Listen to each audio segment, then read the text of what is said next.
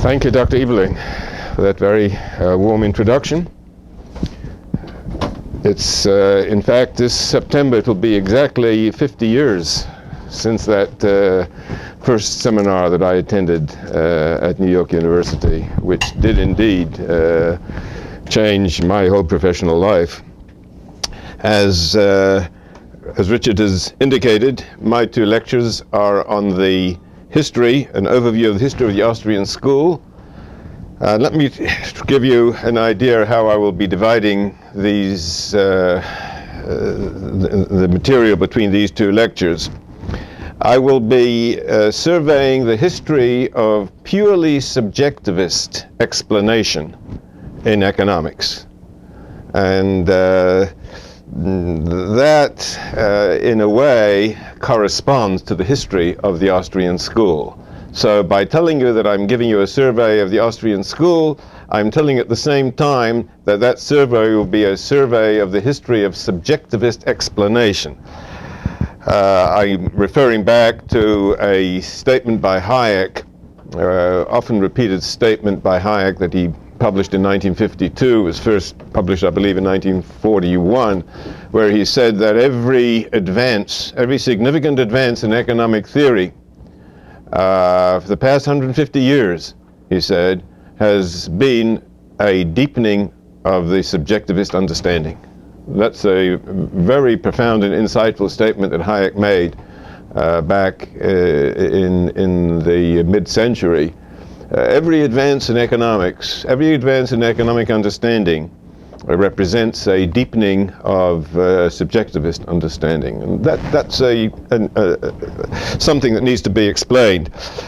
The classical economic view, the view of economics back in the late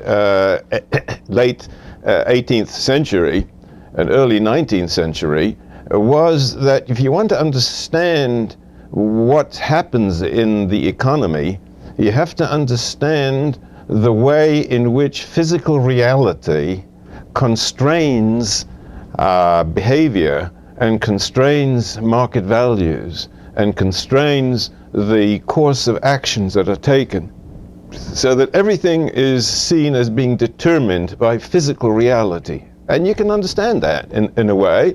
It makes sense that a country which has a rich natural resource background is going to be producing standards of living that we would all recognize to be higher than those produced in a South Sea island, which is just a rock in the middle of nowhere. So it sort of makes sense to say, yes, economic reality is a simple resultant of physical reality. That was the Ricardian, if you will, the Ricardian Marxist classical view, which many great thinkers at that time understood to be the source of explanation. Around the end of the 19th century, the Marshallian view, the view that was articulated by Alfred Marshall, the great Cambridge economist in Great Britain, he explained that the course of economic activity is the result of an interplay between physical reality and subjective preferences.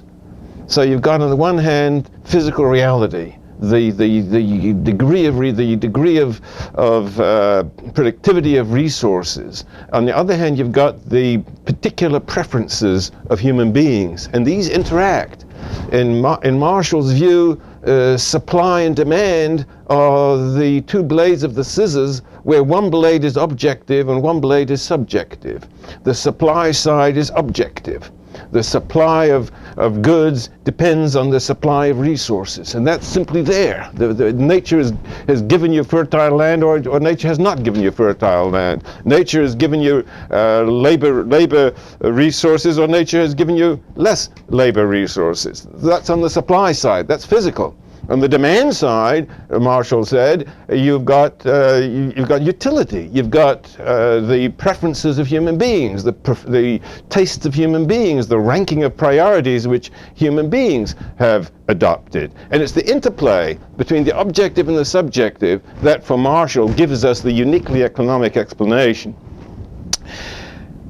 Menger, Karl Menger, who was the founder of the Austrian school, back in 1871, let me tell you, when Dr. Ebeling reminded you of my first meeting with Mises 50 years ago, 1871 seemed a lot closer then than it does now.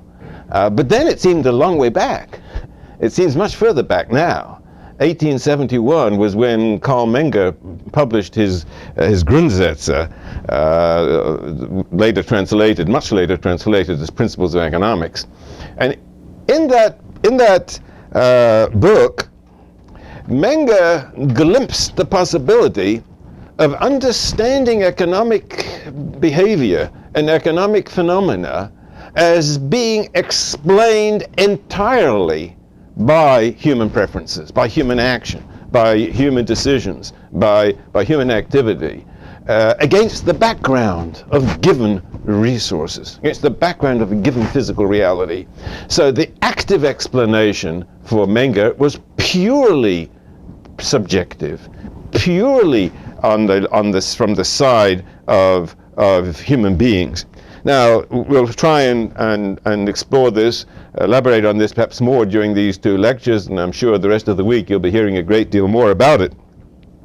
My thesis today is that the development of this Austrian tradition has occurred in two stages. The first stage, which is going to be the topic of this first lecture, was the stage from 1871 till about the 1930s. 1871 till the 1930s. I'm saying 1930s deliberately, vaguely. During the 1930s, the first stage reached its completion. This stage consisted of, one, a glimpse by Menger. Okay, what I mentioned before was just a glimpse. He saw the possibility of explaining everything as being the result of human beings acting on human nature, on physical nature, on physical nature. And second, this stage consisted of a development of Menger's views, which, into my thinking, somewhat unfortunately, restricted it to what I will call static subjectivism. Okay? Static subjectivism. I'll have to explain what I mean by static subjectivism. It's a limited degree of subjectivism which was developed by Menger's colleagues and disciples. All of this, covering the period 1871 to the 1930s, represented the first stage, and I'll be talking about that in this first lecture. And then there will be, in my second lecture, I will take up the story of the Austrian tradition subsequent to the 1930s, from the mid-30s on, from the 1930s till we are today. And the major figures here will be Mises and Hayek, about whom you've heard something already, and about whom you'll be hearing a great deal more this week.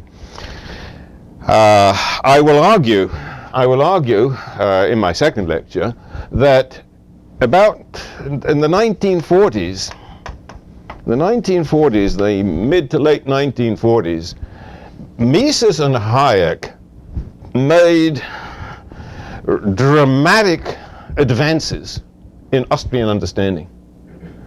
What is dramatic about it is the fact that by the 1940s, the standard view was that Austrian economics was virtually dead. The Austrian tradition was considered to have come to a complete halt by the late 1930s. I can assure you that when I studied under Mises in the early 1950s, it was an embarrassment to admit that one was studying under Mises. People would look at me with a little bit oddly, oh yeah, you're working under Mises? Because it was understood at that time that the Austrian school was dead, and that Hayek and Mises and Hayek were the post-mortem twitches of a dead body of intellectual activity. In other words, the idea was that by the late 1930s, the Austrian tradition was finished. And if you look in the history of economic thought textbooks of the early 1950s, the ones that I was studying, you will find there would be a chapter on the Austrian tradition, beginning with 1871, going on to boehm-bawerk and Wieser, and mentioning that in the footnotes that Mises and Hayek were still alive. That was about it.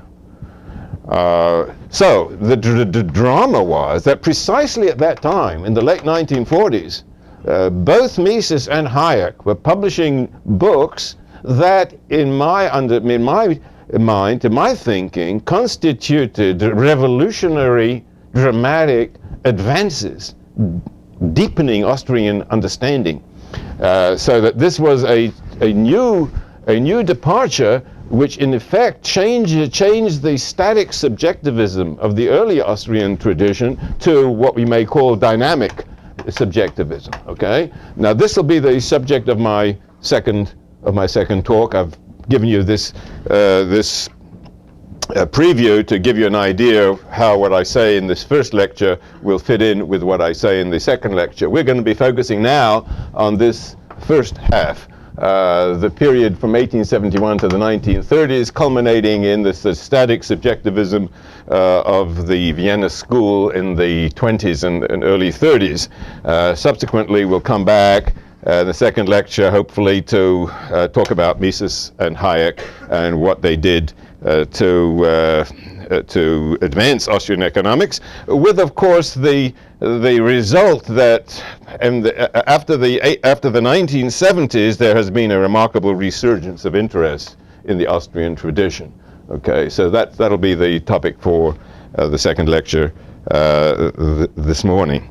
Coming back to our main topic for this morning, the period from 1871 to the mid-1930s. Some of the names have been mentioned already. Mentioned Karl Menger, just to give you some ideas of the dates. He was born in 1840, and he died in 1921. However, he retired from University of Vienna in 1903. Okay, his book, as I mentioned, was 1871, the Grundsätze der Volkswirtschaftslehre, Principles of Economics. He was alone. At that time, there was no Austrian school.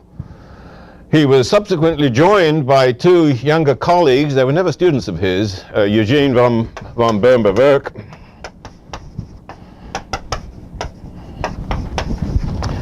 his dates were 1851, so he wasn't that much younger than Menger, and he died in 1914, just about the outbreak of World War I. He was a great economist in his own right. He published major books beginning 1881, 1884, and then 1889. These were two volumes that together made up his theory of capital. He became finance minister in the old Austro-Hungarian Empire, and before the euro, his picture was on the banknotes, Austrian banknotes. So he was an enduring, famous figure in Austria. But for us, he was important as one of the pioneers who picked up the subjectivist ideas of Karl Menger and developed them into a great system. He returned to full-time academic life in the early 1900s, maybe 1904, perhaps 1905, and he led a famous seminar up until World War I. He led a famous seminar in which you had a really star-studded group of young scholars in that seminar. Besides Mises, there was Schumpeter, there was the Otto Bauer, Marxist, there were Bukharin, the Marxist scholar killed by Stalin. These were all members of boehm-bawerk's seminar at the University of Vienna. A third figure, also a younger colleague of Menger, was Friedrich von Wiese. He was also born in 1851, and he died in 1926. He was a brother-in-law of boehm-bawerk. It's not important, but he happened to be a brother-in-law of Eugene von Bawerk, and they studied together, and they were both fascinated by Menger's 1871 book. Menger himself, by the way, became, soon after he wrote his book, he became the tutor to the Crown Prince of the Austrian-Hungarian Empire, and subsequently he became the professor at University of Vienna. By the end of the 1880s, that is almost 2 decades after the publication of his book, he had developed a whole school. There was already a well-recognized group of scholars who wrote their dissertations under Menger. There was a stream of books being published coming out of University of Vienna, and the British and Americans were getting interested in this, and translations began to appear at around that time. Translations of particularly of boehm-bawerk's books, Wiese's books, became translated. There was a Scottish economist, William Smart, who was engaged in translations. Both boehm-bawerk and Wiese were invited to write survey papers in American and British journals describing what was going on in Vienna at that time. So this was a flourishing young school by about 1890. They were considered to be the enemies, the intellectual enemies of what is known as the German Historical School.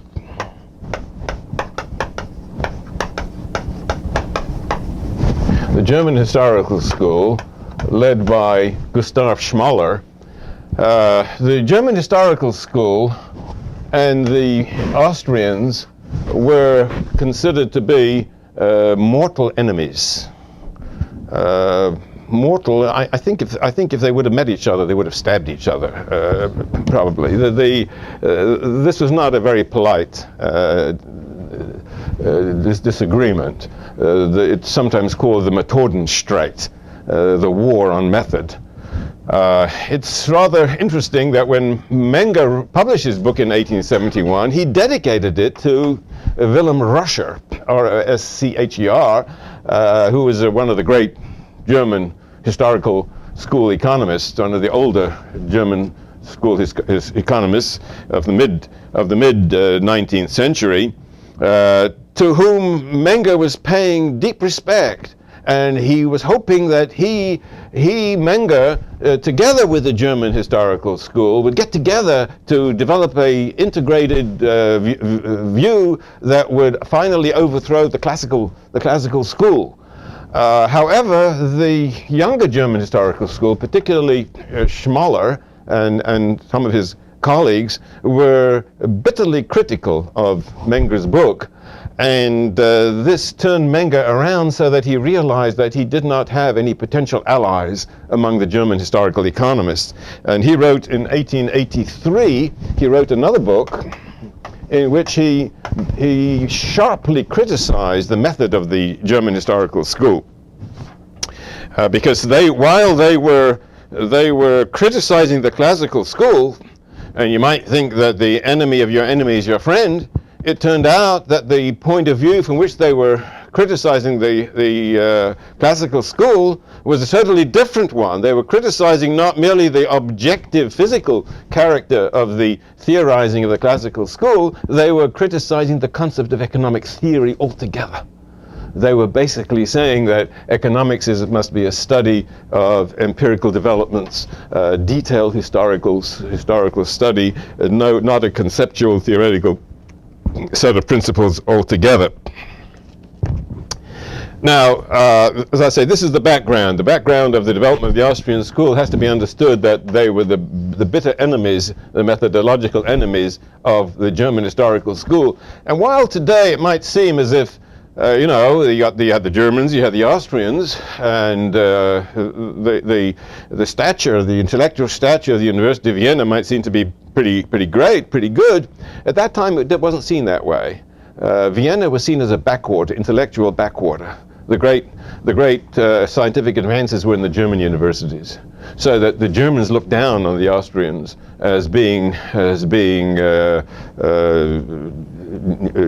newcomers, as being almost country bumpkins in a way from an intellectual point of view. So they looked down on them and they criticized them. In fact, the term Austrian school was first given by the German historical economists as a term of opprobrium. Oh, the Austrian school. You know, it's like it was a term it was a put down. They're the Austrians. The Austrians, of course, later on took this as a title of to be proud of. But it wasn't originally seen that way. Originally, the term was a term of derogation. By World War I, by the end of World War I, Menger had already died. Okay, died in 1921. I say already. The World War I ended in 1918, but he died in 1921. He had retired, as I mentioned, in 1903. He was busy trying to get a second edition, working on a second edition of his book. He never published it. His son published it. Carl Menger Jr., a great mathematician, published the second edition. But it never had the revolutionary impact of the first edition of the 1871 Grundsätze. So by the end of World War I, say by 1921, Menger had died, boehm-bawerk had died back in 1914, Wiese was still alive till 1926, but the scene was of course quite different. The scene was a different scene. And in the 20s, the Austrian school was a very vigorous school, very vigorous, very much alive, was very successful from a professional point of view. If you were, let's say, an American visiting Europe, say you were a graduate student visiting Europe, or a young professor visiting Europe, you'd make a point of going to Vienna. You'd try and sit in on a seminar in Vienna.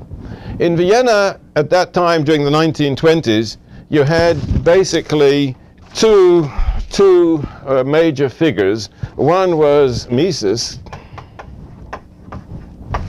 and one was Hans Meyer.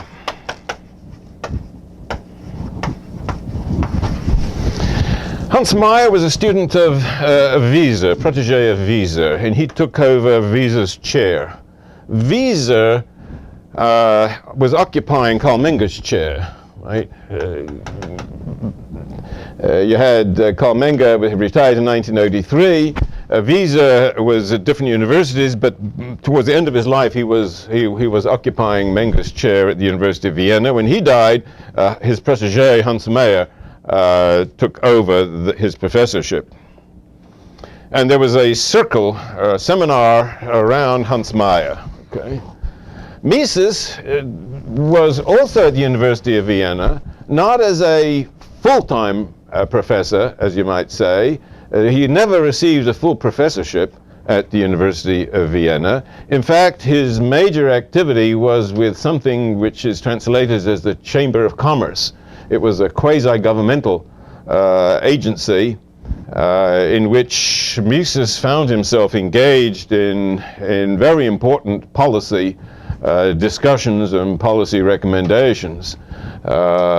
He was engaged not simply in academics. He was a very practical, hands-on economist in some of the major issues of the time. And if you read Mises' autobiography, his Notes and Recollections, you'll find it fascinating how he describes some of the struggles and some of the challenges, some of the battles that he fought during the 1920s in his position as the economist for the Chamber of Commerce. He was involved in all of the major issues economic issues of the time. Between Mises and Hans Meyer, there was no love lost. They were at odds with each other as well for personal and other reasons. But there was a circle around Hans Meyer and there was a circle around Mises. The circle around Mises was sometimes called a privat seminar, his private seminar. That is, besides the seminar that he had in the university, he had every 2 weeks in his office at the Chamber of Commerce, there would gather together a group of young scholars that really turned out to be a remarkable group. Just to mention some of the names, Hayek was a member of that seminar. Oscar Morgenstern, who of course later on was involved in the development of a theory of games, game theory. Fritz Machlup, who was one of the great economists in the United States in the second half of the 20th century. Gottfried Haberler, eminent Harvard economist. All of these were members of Mises' seminar. Paul Rosenstein-Redan was a member of that seminar, although he was also connected with Hans Meyer's circle. So there was a great deal of activity in Vienna. I'll mention one non-Austrian name to illustrate the importance of the Vienna school, the Austrian tradition at that time, and that's the name of Lionel Robbins. Lionel Robbins, who later on became Lord Robbins. Lionel Robbins was a brilliant young economist at London School of Economics, and he made a number of trips to Vienna, and he became deeply influenced by all of the Austrian economists of the 1920s. In 1932, Robbins published a very important book, The Nature and Significance of Economic Science, which is one of the pivotal books in 20th century economics. It's not read that much today, but if you'll look back and think back over the history of 20th century economics, you will recognize that that book was pivotal in developing modern neoclassical microeconomic theory. And that was written primarily under the influence of the Austrians. I will say that it was written under the influence of what I've called static subjectivism. And that's the reason why, I would argue, that's the reason why the Austrian influence on 20th century economics has primarily been at the stage of static subjectivism, which I'll come to explain and develop, hopefully, a bit more carefully. So you might say then in 1932, when Robbins published his book, you might say Austrian economics was riding high. The Austrian tradition was at its greatest point. And yet I said that by the end of the 1930s, Austrian economics was considered to be dead. We had a colleague at New York University who studied under Hayek in the 1930s. His name was Ludwig Lachmann. His name will become familiar to you, I think, by the end of the week. Ludwig Lachmann was a subjectivist, a radical subjectivist, a dynamic subjectivist, far beyond static subjectivism. And he explains, he came to London from Berlin in about 1933, and he became a student of Hayek's at that time. And he has stated that when he came to London in 1933, everybody was a Hayekian. Because Hayek came to London, I neglected to mention that. Hayek came to London in 1931 as a visiting lecturer. He gave a series of lectures that were published, a brilliant series of lectures were published as Prices in Production in 1931, and then he was subsequently in 1932 given a very prestigious chair at the University of London. So by 1933, everybody was a Hayekian. The Austrian ideas were the Austrian business cycle theory, which was what Hayek was primarily presenting. That became extremely popular in British economic circles. Everybody was a Hayekian. That was in 1933. By 1938, Lachman reports, there were only two Hayekians left, Hayek and Lachman. And that shows the precipitous decline of Austrian economics in Great Britain during the 1930s. So that demands explanation. So what I've given you so far is a very rapid survey of some of the personalities and names and dates and books of the period. But I would like now to get to some of the content of the Austrian tradition and what I mean by static subjectivism, and what I meant by saying that there was a glimpse by Menger of something going beyond static subjectivism. See, I'll be arguing in my second lecture that what Mises and Hayek were doing was to develop that glimpse in the direction that Menger had not developed it himself, and which his followers, his colleagues and younger followers had not picked up on. They had not developed it as Hayek and as Mises and Hayek were to do in the late 1940s. So let me try and give you a very brief bird's eye view of what I see as a glimpse by Menger. Think of the economic process in the following terms. You start out with natural resources. Natural resources refer to, of course, physical resources, land, water resources, and labor. Labor resources are part of natural resources. You've got a population with the ability to provide labor services. So you've got natural resources. The end of the economic process is consumer goods.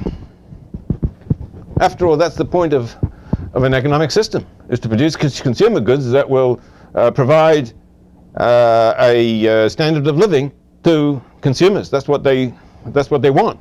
They want to eat. They want to wear clothing. They want to be entertained. They want to enjoy intellectual activity. All of those require consumer goods. They require food, they require clothing, they require automobiles, they require classrooms, they require books, they require movies, they require all kinds of things. Okay? So that's the beginning and that's the end, right?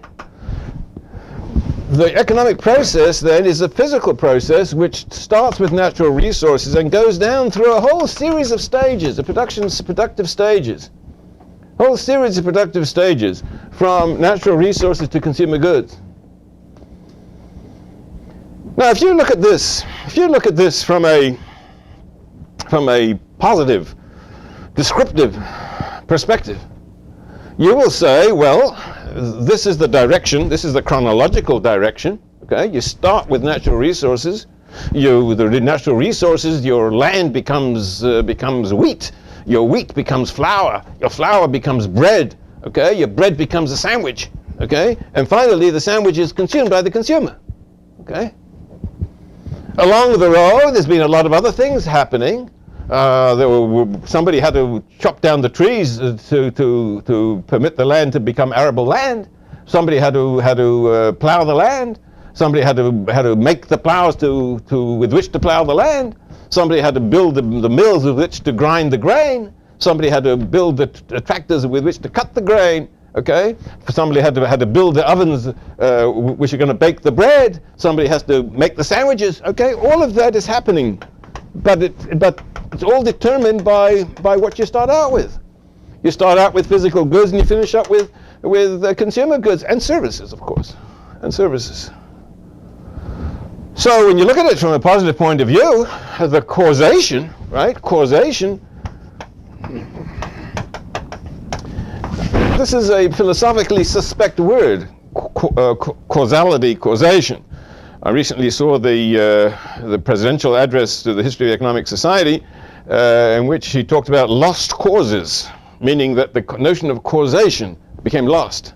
Okay, but in an everyday sense, and certainly in a layperson's sense, causation is something we all understand and appreciate, and that's what we're trying to get. So what causes the economic activity? Well, the causation is a physical causation. You start out here, and that generates results. So that's the cause, and those are the results. And that's how the classical economists looked at it. In fact, when you get down to the nitty-gritty of classical economic theory, value theory, you'll find a cost theory of value, right? Sometimes a labor theory of value, which says that the value of consumer goods is determined by the amounts of resources that go into them. So that the reason why a chair is less valuable than a jumbo jet. Why is a chair less valuable than a jumbo jet? Everybody agrees it's less valuable. Why is it less valuable? Well, the classical economists would say it's obvious. Look at all the resources that go into that are needed to produce the jumbo jet. Look at the small amount of resources required to produce a chair. So obviously the jumbo jet is more valuable, more important, more significant from an economic point of view than the chair. Menger saw things differently. He saw things quite differently. Let me illustrate the way in which he saw value particularly.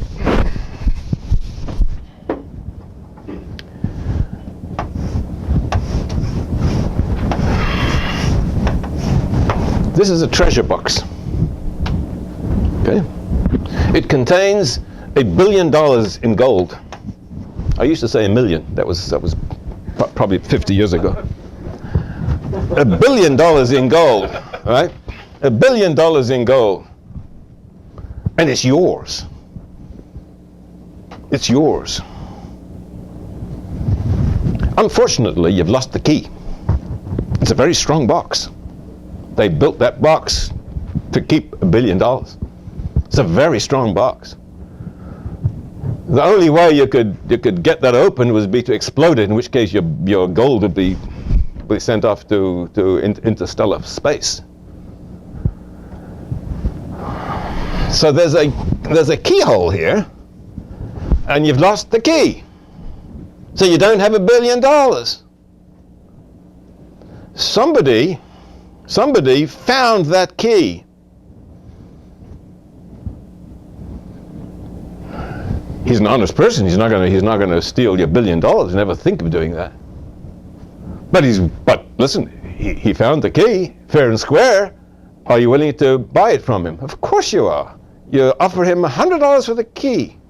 He said, for $1 billion, that's all you give me, $100? All right, I'll give you $1,000. Listen, I mean, if you subtract 1,000 from $1 billion, you still got quite a bit of change. But the guy who found the key, he's not having any of that. That key is worth more to you than $1,000. In fact, think about it. How much would you be willing to pay for that key? If you couldn't get the key for less than $500 million, wouldn't you pay $500 million? After all, $500 million is going to be left. Let me push you a bit further. Supposing he insisted on a price of $999,000. Well, you still have $1 million left. Wouldn't it be worthwhile to you to do it? If that's the only way, what's the alternative? The alternative is zero.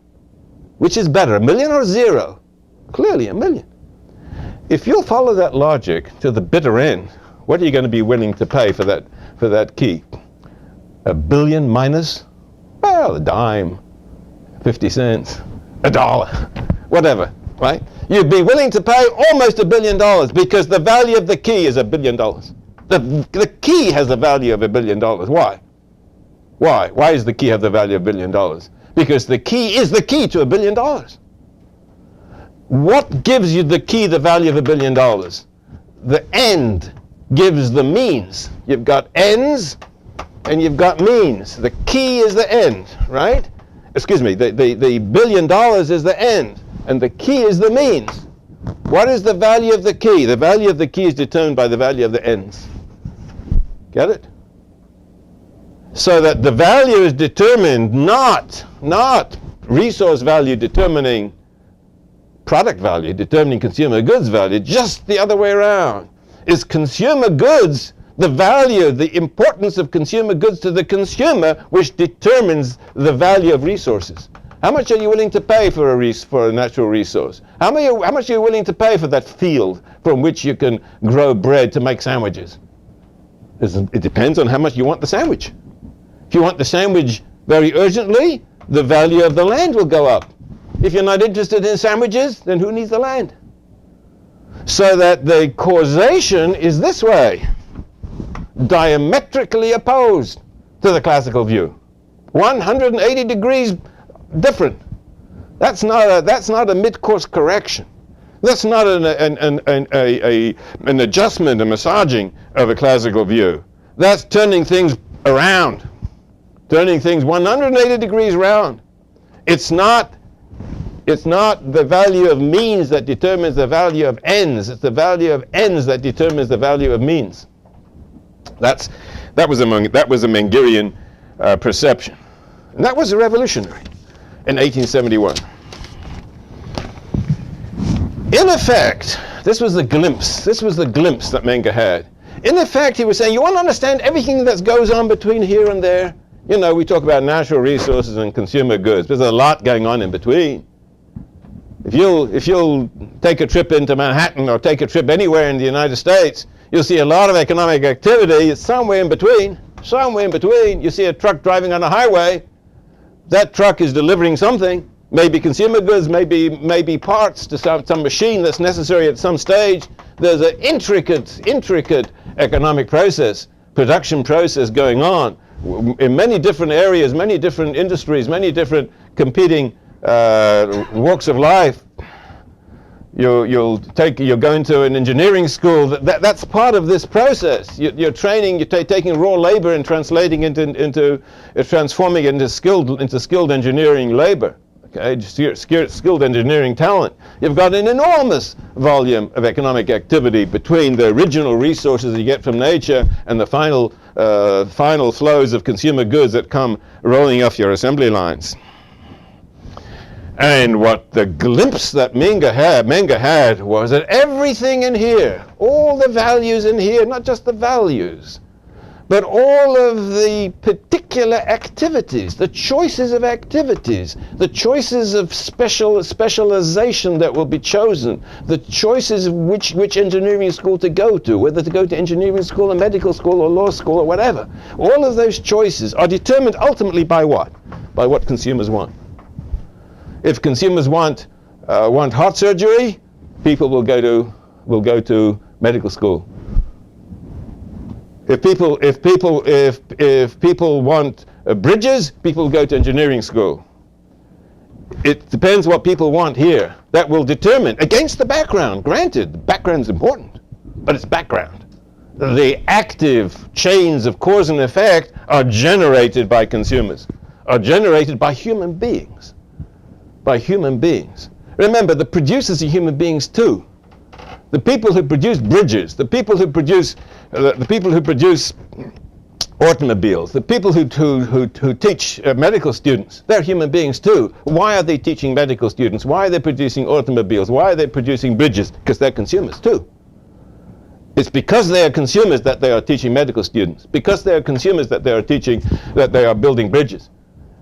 It's because they are consumers that they are making the steel that will help produce the bridges. So it's the human beings who are the consumers who are determining everything in this system.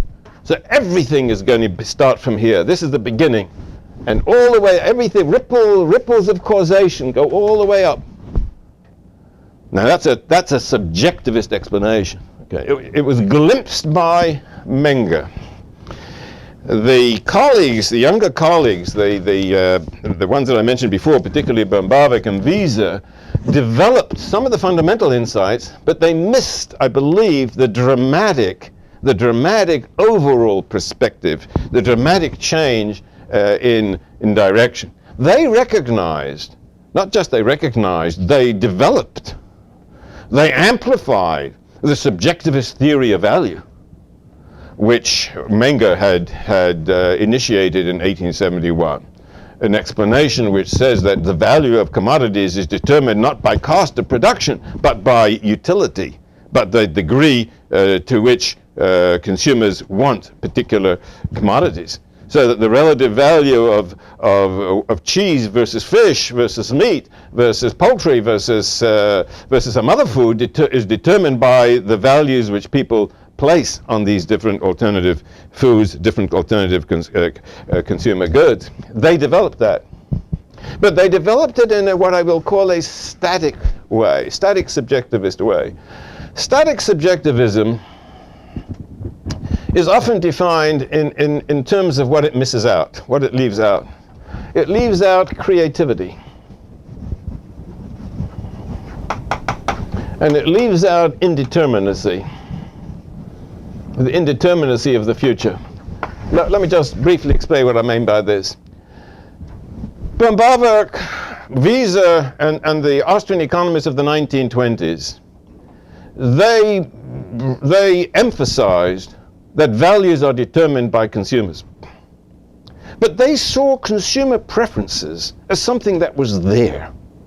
Some consumers want meat, some consumers want fish, some consumers want eggs, some consumers want milk, dairy products, okay? These are different preferences. Some like red cars, some like green cars, some like red hats, some like blue hats, some like cotton, some like wool. These are preferences.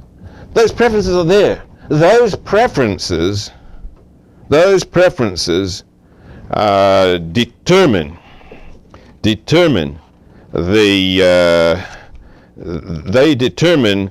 the direction of production. They determine what's going to be produced. They determine the values placed by markets on particular elements in this system. So that the value of red dye will be determined by the degree to which consumers want red sweaters and things like that. Okay, they understood that, but they saw preferences as something which was given. It's data, which means that they are leaving out the possibility of consumer creativity and of entrepreneurial creativity, where the consumer comes up with something that didn't exist before. He has a new idea, a new desire that he didn't have before. It also abstracts from the indeterminacy of the future.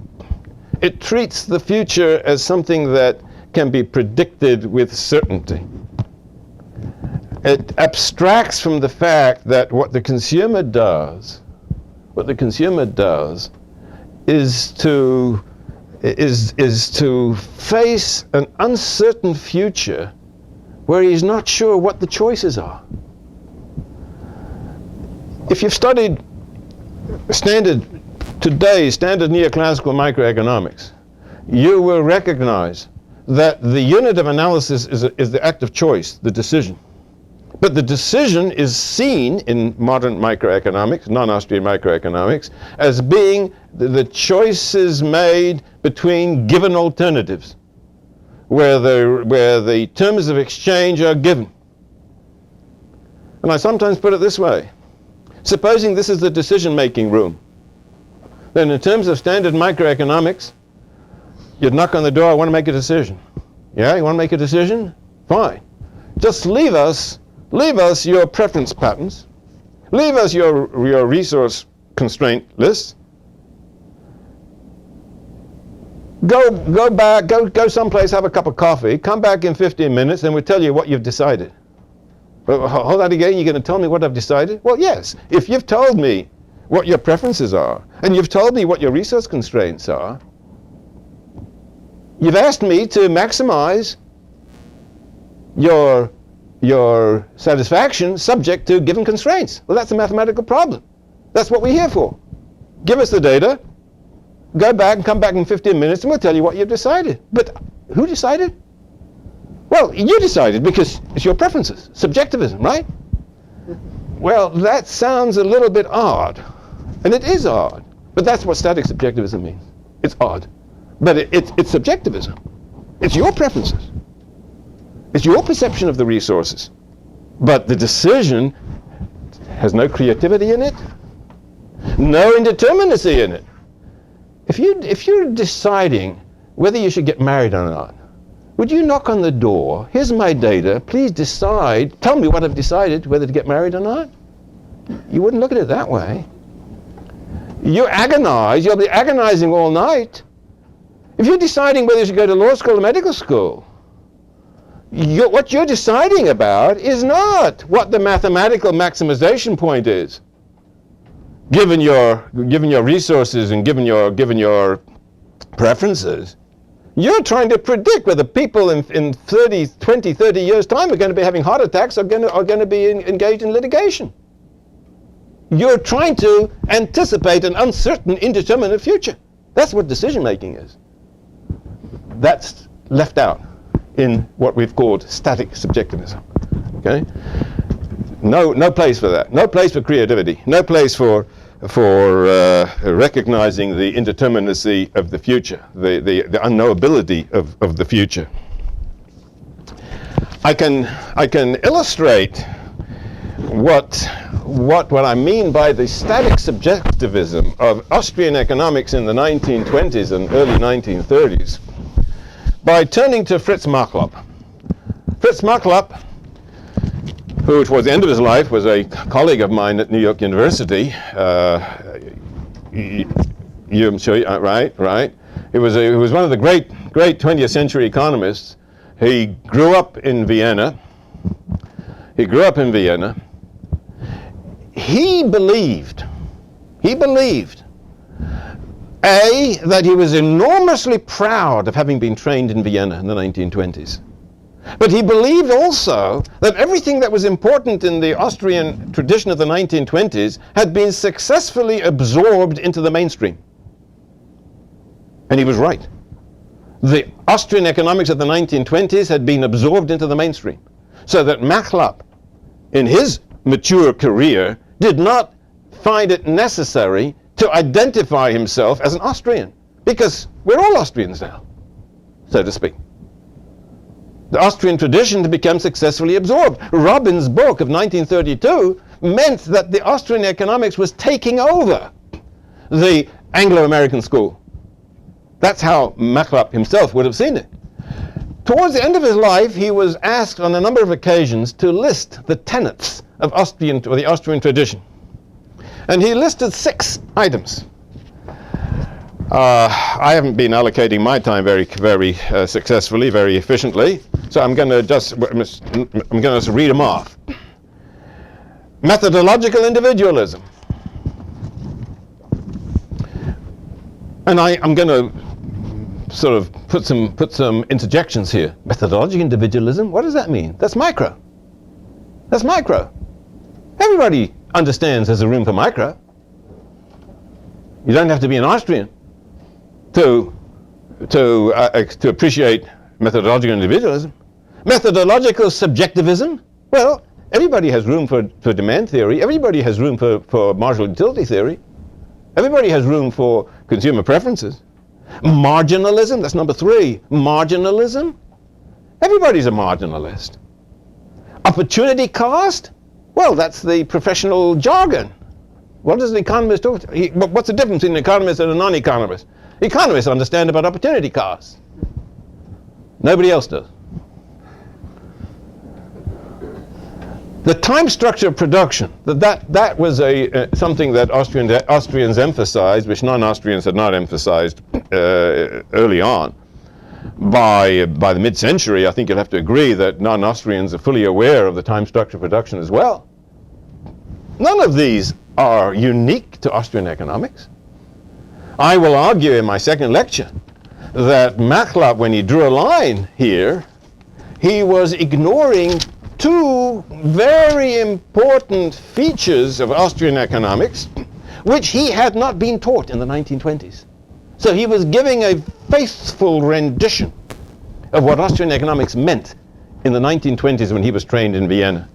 But he was not aware, he did not fully understand, that there were two additional features of Austrian economics which we will take up in the second lecture, and I'll list them here. Now we will have to develop them in the second lecture.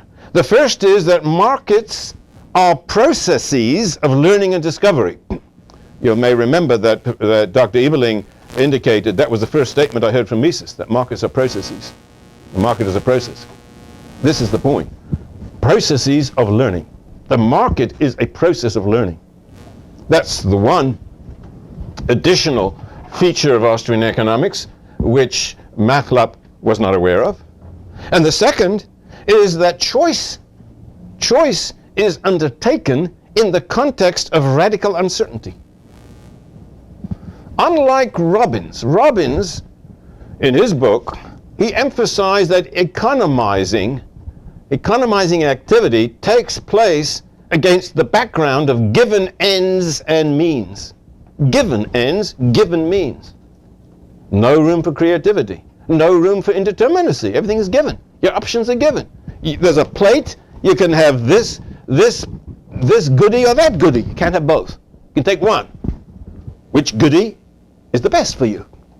Well, I like that, but it required me to look a little bit greedy to reading over that. So, all right, you take that into account. All right? But everything is given right in front of you. Choice from a modern Austrian perspective, from a post-1940 or 1950 perspective, recognizes that choice is creative, that choice is in the face of an indeterminate, unknown, and unknowable future. Makes a big difference. Makes a big difference how you see choice. Okay, those are two features of modern Austrian economics. I say modern meaning post-1950 economics, the economics that we're going to attribute to Mises and Hayek in the second lecture. Okay, that was absent in the static subjectivism of the tradition as it developed up until the 1930s. And as we shall see, it was Mises and Hayek in their dramatic books of the late 1940s that made these revolutionary advances in Austrian understanding. Okay, I think we'll stop here, and I'm sure you have some questions. Yes, sir. Okay, I think I skipped one. Okay, I went over the methodological individualism. I can elaborate on that if you wish. Methodological subjectivism, marginalism, opportunity cost, time structure of production. The one that I missed was the dominance of utility. What Machlab meant by the dominance of utility is as follows. You may remember that when I talked about Marshall early in the lecture, I said that Marshall saw supply and demand as two blades of a scissors. He used that analogy, the scissors analogy. When you cut paper with a pair of scissors, which blade does the cutting? The answer is that's the wrong way to look at it. The cutting occurs because of the interplay of both blades. Both blades together cut the paper. So which is it, supply or demand? Well, Marshall said that's a mistake. It's the interplay of supply and demand. Okay. The Austrians, in Machlab's understanding, said that's true. There are supply conditions and there are demand conditions. But supply is subjective too. Meaning, the supply of any commodity is the implied demand for other commodities, which that resource might have been used to produce. So if labor is used to produce a bridge, right? Labor producing a bridge, what is the cost of the bridge in terms of labor? The answer is, it depends. You'd have to pay, the bridge manufacturers would have to pay the labor an amount which will withdraw that labor from producing chairs. Okay?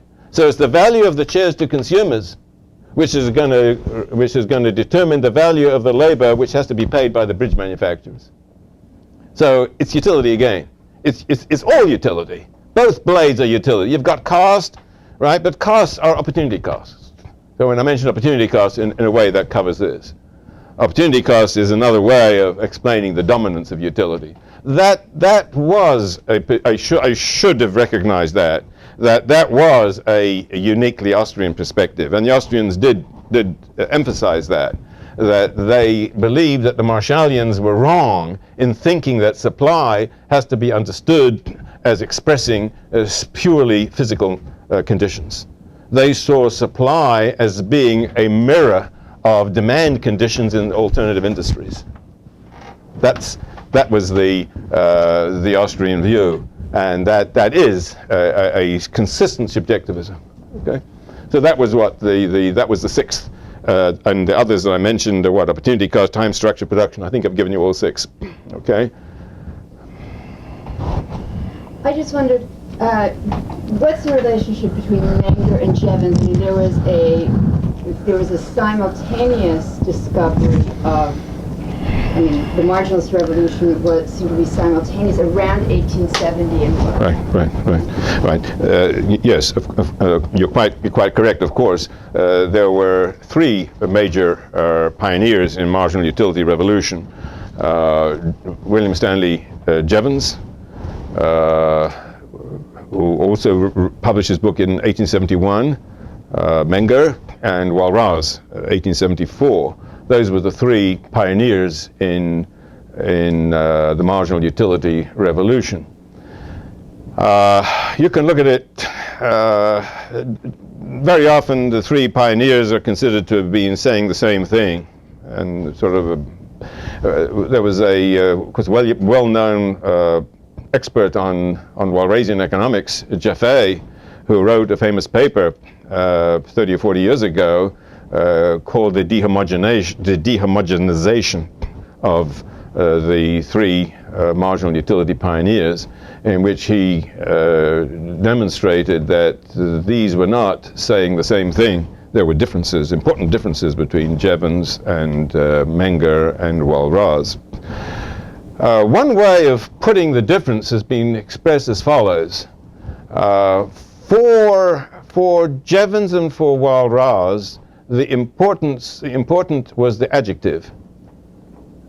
And for Menger, the importance was the noun. Marginal utility has an adjective, marginal, and a noun, utility.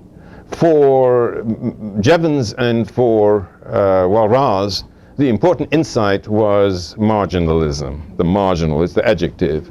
For Menger, the important element in marginal utility theory was the utility idea. That would sort of put it in a nutshell, perhaps. Of course, the common feature among all of them, they were all marginalists. You see, the old problem had been, Adam Smith's problem, was how can you tell me that utility determines value? Everybody knows that water gives more utility than diamonds. Life depends on water. Life is more important than diamonds. So if it's utility, you'd expect water to have a higher value per bucket than diamonds. And yet we know that a bucket of diamonds has a greater market value than a bucket of water. And the solution to that, which all of the marginal utility theorists recognized, was that you've got to recognize subjectively, you've got to recognize that one bucket of water is not the same as the second bucket of water. The first bucket of water that you get in the Sahara Desert is very, very important. Your life depends on it. But the bucket of water you get at the faucet here in Irvington, that's not important. Your life doesn't depend on it at all, because you've got so many other buckets of water any way you want. So it's diminishing marginal utility, okay? But that's a subjectivist insight, that the value of a commodity depends on the margin at which it is being evaluated. What is the choice? Where is the choice? Is it the choice between the first bucket of water and your diamond necklace?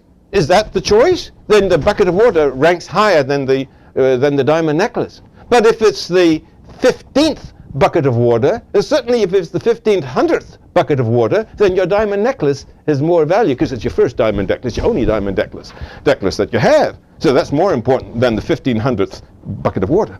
See, that was a marginal insight which they all had, which they all shared. And it was the marginalism that represented the revolutionary idea for Jevons and for Wiese and for Walras. But as we've indicated, it's the utility idea that was the fundamental insight of Menger. Okay. Can I just ask one more? Sure. What was so magical about the year 1870? Why did all these insights happen at that time and not 20 years later or 20 years before? I don't have the answer to that question. There have been attempts to explain it. When I first started studying economics, long before, 2 years before I met Mises, I was told by my very first economics teacher, I was told, you know why the marginal utility theorists came up in 1871? Because in 1867 there was a book that was published entitled Das Kapital. So these were the bourgeois economists who had to come up with a new theory in order to cope with the Marxist insights. Now, I don't believe that's true. That's what I was taught. I was taught that the 1871 marginal utility revolution was a reaction to Marxian doctrine. The problem with that is that Jevons published his first paper on marginal utility in 1862. Right? His book was in 1871, but he had presented a paper in 1862. So I don't buy that particular explanation, but I don't have an alternative one. Marxists would react to that. Sure, he published it in 1862, but nobody paid any attention. Why was there so much attention paid to 1871 book? That's where it is. So I don't have a conspiratorial theory of the history of economic thought. I remember Mark Blaug in his really brilliant economic theory in retrospect. He has a discussion of what are the causal factors in changing economic doctrines. He considers this possibility, the ideological one, which is what I was taught, as I say, as an undergraduate. I don't think he accepts that either. I certainly don't. He considers simply sort of scientific advance. He considers the possibility of causation as a result of external commercial developments, changes in pattern of industry. Might focus analytical attention on new combinations, new relationships. He focuses as a possibility of changing philosophical, cultural doctrines in the wider intellectual area. He considers a whole series of possible explanations, and he focuses particularly on the question of the remarkable coincidence of the 1870s being the time for the development of these new ideas. Yes? This idea of radical uncertainty and the creativity of choice. I don't know if this might be it's a really big topic to open, but just how does that relate to kind of getting us out of a determinacy way of thinking about choice? I mean, someone could say that any one moment upon which the choice is made, the data is given. It's not given to any one person, but is it not a mathematical problem at the moment of choice that cannot be known before that moment of choice? But does that allow us to escape from determinacy? No, I'll be talking perhaps a little bit about it in my second lecture. Let me just put one name on the board that belongs in the second lecture. That is Shackle.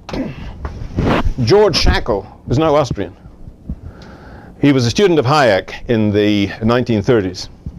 And he was one of the sweetest economists imaginable. Most times economists are pretty nasty bunch.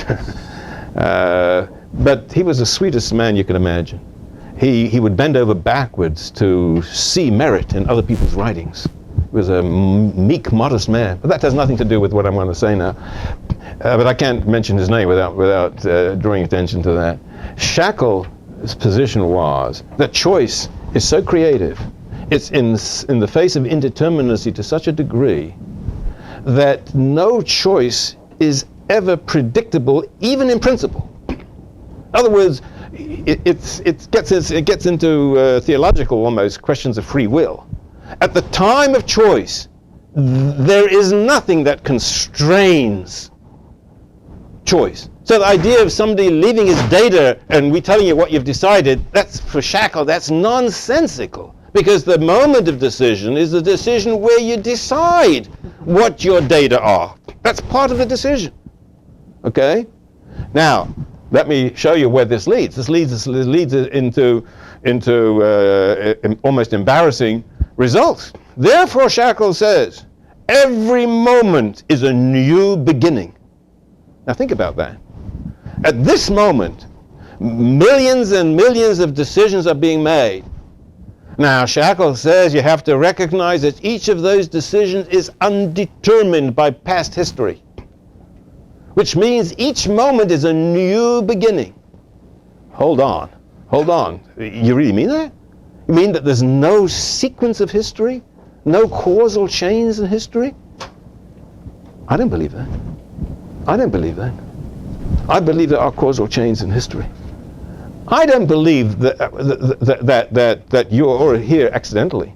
I think that you are here because you heard about an Austrian seminar, you heard about fee, you heard publicity about it, and you came here. There